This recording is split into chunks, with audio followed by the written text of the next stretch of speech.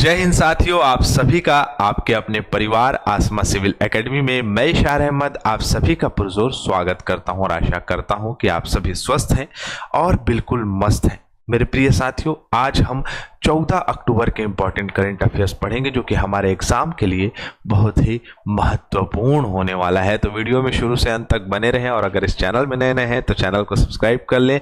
और मेरे प्रिय साथियों, अगर आप पहले से इस चैनल में हैं तो एक शेयर आपसे बनता है, इस वीडियो को शेयर जरूर करिएगा, अपने व्हाट्सएप स्टेटस पे जरूर लगाइएगा। ठीक है, तो चलिए अपना सत्र चालू करते हैं। और हर सत्र की शुरुआत एक सकारात्मकता के साथ होती है। लेखक कहता है, अगर आप तेज चलना चाहते हैं तो अकेले चलिए, लेकिन अगर आप दूर तक चलना चाहते हैं तो साथ चलिए। रतन टाटा।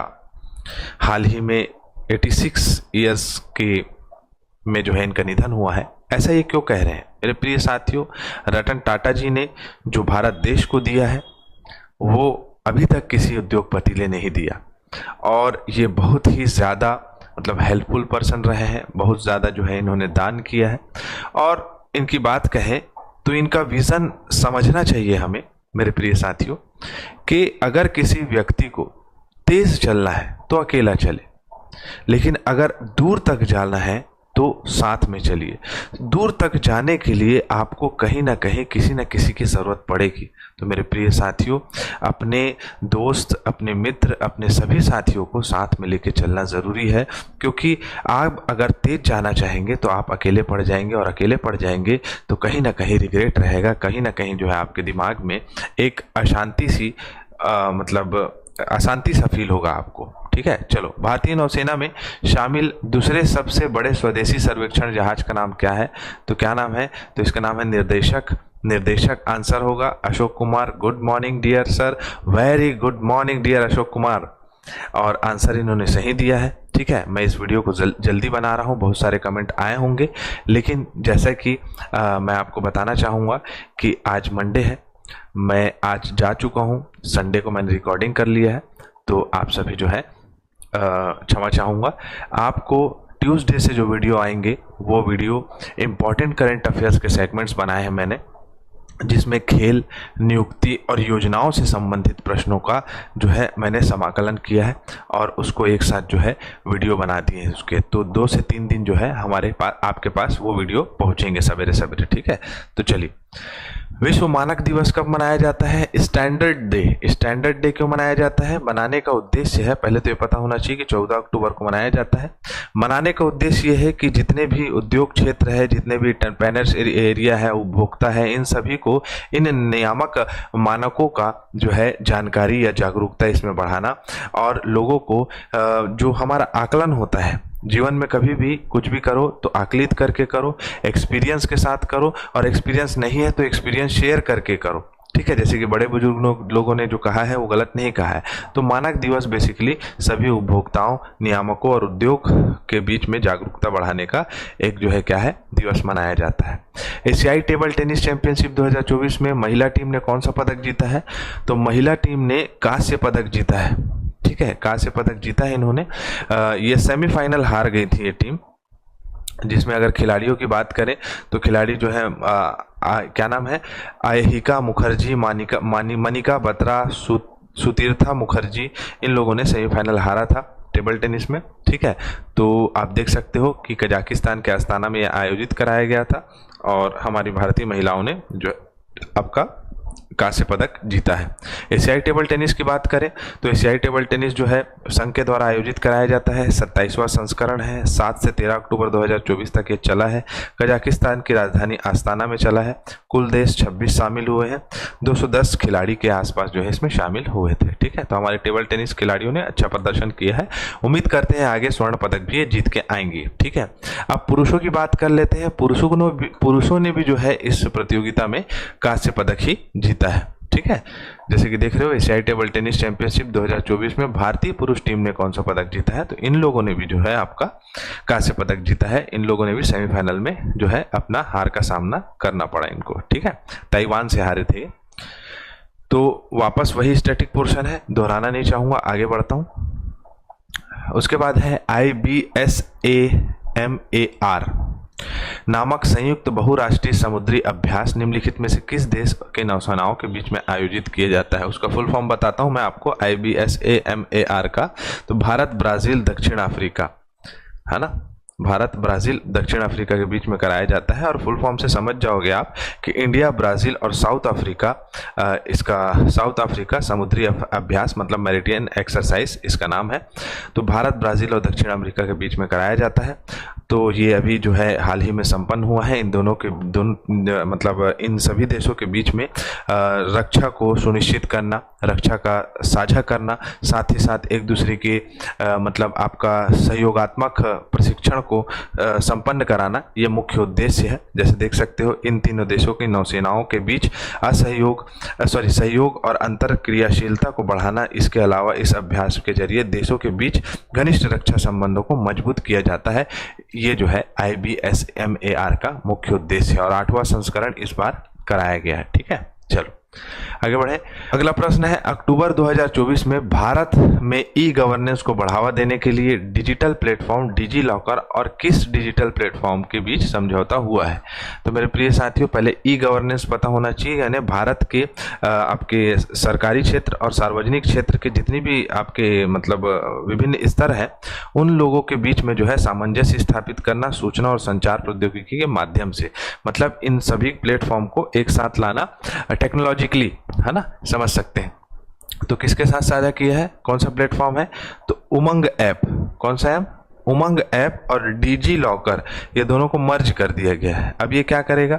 डिजी लॉकर जो है बेसिकली अगर समझा जा सके तो भारत सरकार की एक डिजिटल सेवा है जो इलेक्ट्रॉनिक्स और सूचना प्रौद्योगिकी मंत्रालय ने 2015 में लॉन्च किया था। ये जो है सभी दस्तावेजों को सिक्योर रखता है ना। इसका डिजी लॉकर, लॉकर से समझ में आ रहा होगा कि इसका महत्वपूर्ण उद्देश्य क्या है। तो दस्तावेजों, भौतिक प्रतियों और पुनर्प्राप्ति की आवश्यकता के लिए जितने भी मतलब आपके हो सकते हैं हमारे सूचना प्रौद्योगिकी और साथ ही साथ जो हमारे प्रमुख कहा जा सकता है डॉक्यूमेंट्स हैं, उनको जो है सिक्योर करना, और पासवर्ड के माध्यम से ही खोला जाता है। तो डिजी लॉकर है, उसको सुलभ बनाना। और उमंग ऐप जो है वो पूरा का पूरा क्या है, इसका full form unified mobile application for new age governance. ये क्या करता है, यहाँ पर लिखा है उमंग ऐप के माध्यम से कि एक स्थान पर आधार, पैन कार्ड, ड्राइविंग लाइसेंस सभी दस्तावेज प्राप्त कर लेना, कल्याणकारी योजनाओं के बारे में जानकारी देना, प्रत्येक सेवा के ग्राहक की सहायता प्रतिक्रिया करना, मतलब सहायता देना, उनको प्रॉपर जवाब देना। तो ये सभी चीज जो है, बिजली बिल का भुगतान करना, ये सभी चीज इसके अंतर्गत आती है। किसके अंतर्गत? तो उमंग ऐप के अंतर्गत। ठीक है, चलो। अक्टूबर 2024 में संयुक्त राष्ट्र महासभा ने 2025 से 27 की अवधि के लिए मानव अधिकार परिषद में कितने सदस्यों को चुनाव किया है? तो टोटल ये संयुक्त राष्ट्र महासभा में 18 नए सदस्य जो है वो आपका चुनावित किए गए हैं। और ये क्या काम करेंगे? तो इनका काम मुख्य रूप से आपसी सहयोगात्मक प्रतिक्रियाएं हैं। बेसिकली संयुक्त राष्ट्र महासभा जो है वैश्विक स्तर पर सभी देशों को जोड़ के रखता है, आसान भाषा में समझ सकते हैं। तो 18 देश कौन कौन से? 18 देश या 18 सदस्य कौन कौन से हैं? तो बिनेन है, बोलिविया है, कोलंबिया है, ये सभी जो देश हैं 18 देश इसमें शामिल हो चुके हैं, है ना। इन सभी देश को 1 जनवरी 2025 3 साल के लिए कार्यकाल दिया जाएगा, जो कि आपका 31 दिसंबर 2024 में समाप्त होने वाला है। तो नया जो है रिन्यूअल होगा 1 जनवरी 2025 तक, है ना, 25 से 3 साल तक के, है ना। वो 31 दिसंबर 2024 को समाप्त हो जाएगा इनका कार्यकाल, है ना। अगर हम बात करें मानवाधिकार परिषद की, तो मानवाधिकार परिषद संयुक्त राष्ट्र प्रणाली का एक अंतर सरकारी निकाय है जो वैश्विक भर में मानवाधिकारी को बढ़ावा देता है। मानवाधिकार क्या है? ह्यूमन राइट्स काउंसिल इलेक्शन क्या है? तो ह्यूमन राइट्स मतलब जितने भी हमारे मनुष्यकृत समाज की जो प्रमुख कहा जा सकता है ज़रूरतें हैं, है ना, जो हमारे राइट्स हैं उनको बताता है ह्यूमन राइट्स जो है आपका परिषद, है ना, या आपका कमीशन, काउंसिल, सॉरी। ठीक है, चले आगे। चलो, याद रखना है कि संयुक्त राष्ट्र महासभा में 47 सदस्यीय मानवाधिकार परिषद के लिए 2025 से 27 तक के कार्यकाल के लिए 18 नए सदस्य उसमें ऐड हुए हैं। ठीक, चलो। निम्नलिखित में से किस संगठन को 2024 के नोबेल शांति पुरस्कार से सम्मानित किया जाएगा? तो जापान के निहोन हिंडाक्यो संगठन को दिया जाएगा, क्योंकि इसने जो है हिरोशिमा और नागासाकी में परमाणु बम गिरने के बाद, जापान के बाद जो है इन्होंने इस संगठन को बनाया था। और इन्होंने एक वर्ड कहा था जिसे कहा जाता है हिबाकुशा। हिबाकुशा का मतलब होता है बम से बचने वाला, जोखिम से प्रभावित व्यक्ति। तो उस एरिया में इन लोगों ने प्रॉपर मेहनत किया, वर्कआउट किया, और आज जो है पूरे जापान में पूरे तरीके से शांति व्याप्त इन्होंने किया है। ठीक है, 10 अगस्त 1956 में स्थापित हुआ है संगठन, और सदस्यता इसमें सभी लोग जो है आपका संगठन और सदस्यता ले सकते हैं। और जापान की जो है एक बहुत अच्छी संस्था है, इसको प्रॉपर जो है शांति का पुरस्कार दिया जा रहा है नोबेल के द्वारा। ठीक है, नोबेल प्राइज के रूप में। केंद्र सरकार ने बिहार के किस जिले में दूसरे बाघ अभ्यारण्य को मंजूरी दी है? तो बिहार के जो है कैमूर जिले में नया बाघ अभ्यारण्य बन रहा है। बाघों की बढ़ती जनसंख्या, बाघों के संरक्षण, इन सभी चीज़ों को देखते हुए जो है आपका इसको बनाया जा रहा है। तो कैमूर जिले में क्या बनाया जा रहा है? तो कैमूर वन्यजीव अभ्यारण्य। पहले अगर बात करें तो एक ही टाइगर रिजर्व आपको मिलता है पश्चिम चंपारण में, जो आपका वाल्मीकि टाइगर रिजर्व। तो वाल्मीकि टाइगर रिजर्व कहाँ है पूछेगा तो बिहार में है, कैमूर जिले में कैमूर वन्यजीव अभ्यारण्य में कैमूर टाइगर रिजर्व बनाया जा रहा है। ठीक है, चलो अब रिवाइज कर लेते हैं फटाफट सारी चीजें। विश्व गठिया दिवस 12 अक्टूबर को मनाया जाता है। 2024 में रसायन विज्ञान में नोबेल पुरस्कार डेविड बेकर, डेविस मास हास्वाबस को और जॉन एम जम्पर को दिया जा रहा है। ठीक है, हाल ही में ट्रेकोमा उन्मूलन के सम्मान मिला है। भारत को कौन सम्मानित किया है? तो विश्व स्वास्थ्य संगठन ने। आंख से संबंधित जो है ये ट्रेकोमा होता है। प्रधानमंत्री नरेंद्र मोदी ने महाराष्ट्र के किस स्थान पर भारतीय कौशल संस्थान का उद्घाटन किया है? तो मुंबई में। निम्नलिखित में से किस टेनिस खिलाड़ी ने टेनिस में संन्यास लेने की घोषणा कर दी है? तो राफेल नडाल ने। निम्नलिखित में से कौन सा राज्य अगले ग्रीष्मकालीन और शीतकालीन राष्ट्रीय खेलों की मेजबानी करेगा? उत्तराखंड करेगा। रोजगार, श्रम एवं रोजगार मंत्री मनसुख मंडाविया ने के नेतृत्व में ISIC मेडिकल कॉलेज की स्थापना करने की घोषणा की है। 10 नए मेडिकल कॉलेज खुलेंगे। चंद्रमा पर नया मिशन लागू किया जा रहा है लूपेक्स के नाम से, लोनार पोलर एक्सप्लोरेशन, जिससे चंद्रमा की सारी चीज़ों को टेस्ट किया जाएगा। वहाँ घर बनाया जा सकता है या नहीं बना सकता है, इसको देखा जाएगा। साहित्य में नोबेल पुरस्कार पाने वाली पहली एशियाई महिला कौन थी? तो कौन थी? आपको देना है। ठीक है, आपको प्रश्न देना है, इसको आंसर देना है। ठीक, तो यहाँ हमारा सत्र कंप्लीट होता है। वीडियो को शेयर जरूर करिएगा। इसी के साथ इजाजत चाहूंगा। जय हिंद, जय भारत।